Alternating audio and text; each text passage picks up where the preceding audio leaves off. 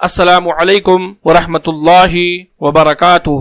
اس video میں ہم جانیں گے 3 بچوں کی کہانی جو کہ بخاری حدیث نمبر 3436 اور مسلم حدیث نمبر 6509 میں موجود ہے۔ یہ کہانی شروع کرنے سے پہلے آپ سے گزارش ہے کہ اگر آپ اس چینل پر نئے ہیں تو آپ اس چینل کو سبسکرائب کر لیں تاکہ ہماری ویڈیوز آپ تک پہنچ سکے، اور اگر آپ نے اس چینل کو پہلے سے سبسکرائب کر رکھا ہے تو اس ویڈیو کو لائک کریں اور اپنے دوستوں کو بھی شیئر کریں، جس سے ہمیں حوصلہ افزائی مل سکے اور ہم آپ کے لیے مزید اچھے اور اسلامی ویڈیوز بنا سکیں۔ چلیے اب کہانی کے بارے میں جانتے ہیں۔ نبی کریم صلی اللہ علیہ وسلم نے فرمایا کہ گود میں 3 بچوں کے سوا کسی نے بات نہیں کی۔ پہلا بچہ عیسیٰ ابن مریم، یہ وہ عظیم المرتبت بچہ ہے جس کو اللہ تعالی نے فطرت انسانی کے خلاف اپنی قدرت کاملہ سے بغیر باپ کے پیدا کیا۔ جب اللہ تعالی نے اس بچے کی تخلیق کا ارادہ فرمایا تو اس کی ماں کو بچے کی بشارت سنائی تو اس کی ماں نے کہا، اے اللہ، میرے یہاں بچہ کیسے ہوگا؟ مجھے تو کسی انسان نے چھوا تک نہیں ہے۔ تو اللہ تعالی نے فرمایا کہ بغیر باپ کے بچہ پیدا کرنا میرے لیے مشکل نہیں ہے۔ اور جب مالک ارض و سما نے اپنی قوت و طاقت سے اس بچے کو پیدا کیا تو اس کی ماں مریم علیہ السلام اس کو لے کر اپنی قوم کے پاس آئیں تو قوم والوں نے کہا، اے ہارون کی بہن، نہ تو تمہارا باپ برا تھا اور نہ تمہاری ماں، تم نے یہ کیا ظلم کیا؟ تو ماں نے بچے کی طرف اشارہ کیا اور کہا کہ اس بچے سے پوچھ لو۔ تو قوم والوں نے کہا، ہم اس بچے سے کیسے پوچھیں، وہ تو ابھی گود میں ہے۔ تو بچے نے جواب دیا اور بچہ بول پڑا کہ میں اللہ کا بندہ ہوں، اس نے مجھ کو کتاب یعنی انجیل دی اور مجھ کو نبی بنایا اور مجھے بابرکت بنایا، اور اس نے مجھے نماز قائم کرنے اور زکوٰۃ ادا کرنے کا حکم دیا، اور مجھے اپنی ماں کا فرما بردار بنایا، مجھے سرکش اور بدبخت نہیں بنایا، اور مجھ پر اللہ کی امان ہے۔ جس دن میں پیدا ہوا اور جس دن میں مروں گا اور جس دن مجھے دوبارہ زندہ کر کے اٹھایا جائے گا، یہی میری حقیقت ہے۔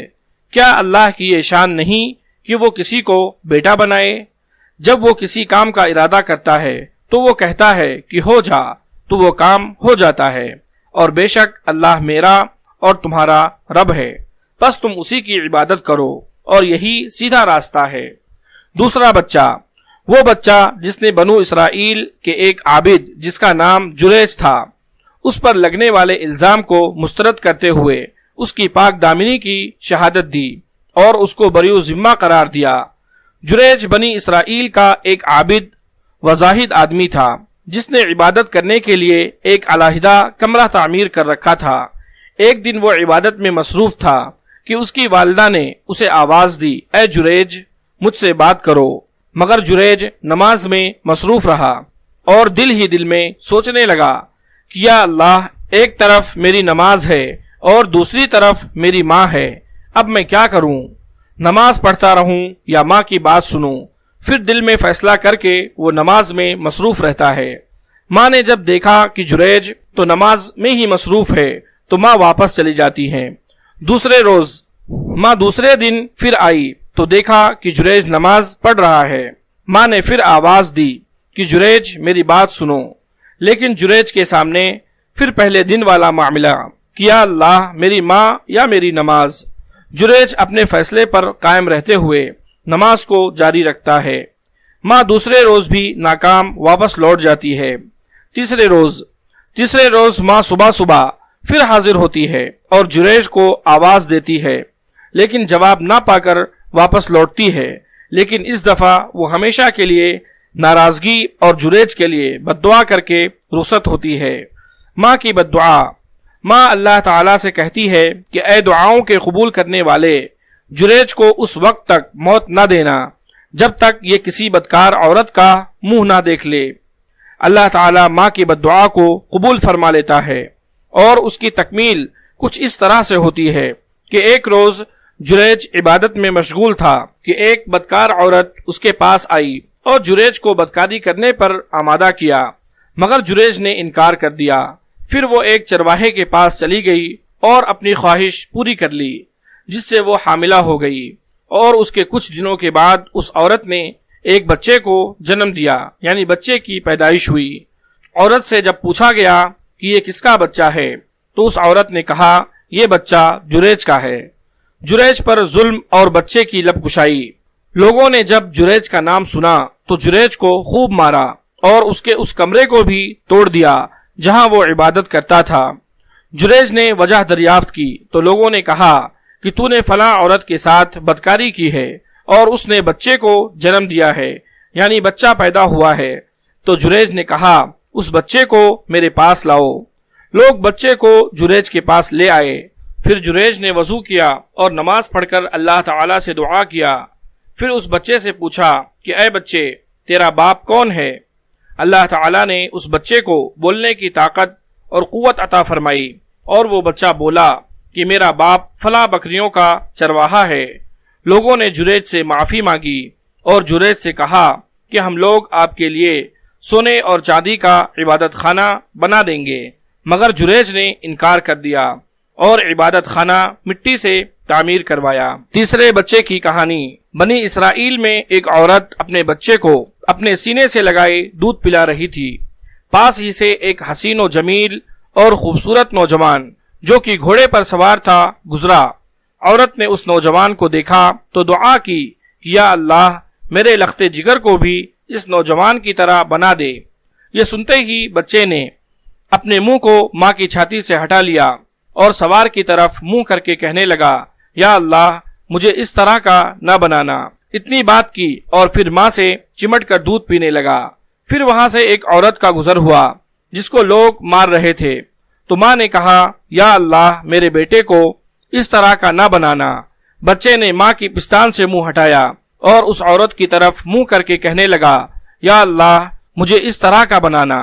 ماں نے اپنے بچے سے پوچھا یا آخر کیا بات ہے جو تو اس خوبصورت گھڑ سوار کی طرح بننا نہیں چاہتا اور ذلیل و خوار عورت کی طرح بننا پسند کرتا ہے؟